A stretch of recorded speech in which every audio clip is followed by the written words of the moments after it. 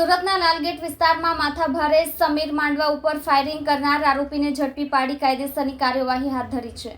સુરતના માથાભારે સમીર માંડવા ઉર્ફે સમીર ખાન સલીમ ખાન પઠાણ ઉપર 4 જેટલા ઇસમોએ ફાયરિંગ કર્યું હતું।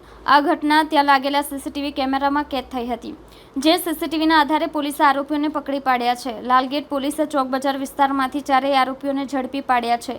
પોલીસે હારૂન અહેમદ સંદવાણી, નાસિર અનવર હુસૈન ઉર્ફે આઝાદ સંદવાણી, વસીમ નસીમ શેખ અને સોનુ આદિત્ય સવાઈની ધરપકડ કરી છે।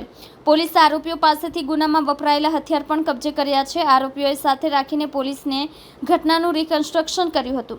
આ સાથે આરોપીઓની પૂછપરછમાં સામે આવ્યું હતું કે આરોપી હારૂન તથા નાસિરને અગાઉ સમીર માંડવા તથા તેના મિત્ર સાથે ઝઘડો થયો હતો, જે બાબતે સમીર માંડવા તેના ઘરે આવી ધમકી આપતો હતો, જેથી બંને આરોપીઓએ તેના મિત્ર વસીમ અને સોનુને રહેમતનગર વિસ્તારમાં બોલાવી સમીરને મારવાનો પ્લાન બનાવ્યો હતો।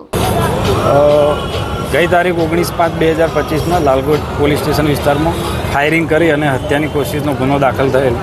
જે ગુનો દાખલ થયા બાદ આરોપીઓ નાસ્તા કરતા હોય, જે આરોપીઓ ગઈકાલ સાંજે લાલગેટ અને ચોક બજાર પોલીસ સ્ટેશન દ્વારા હથિયાર સાથે પકડી પાડેલ હોય।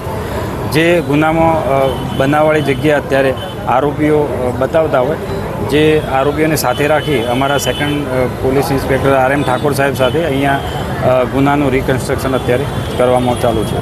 સર, આરોપીનો ગુનાહિત ઇતિહાસ કઈ છે? ચારેય આરોપીઓનો ગુનાહિત ઇતિહાસ જોઈએ તો આરોપી હારૂન છે એ અગાઉ મારામારીના ગુનામાં સંડોવાયેલ છે।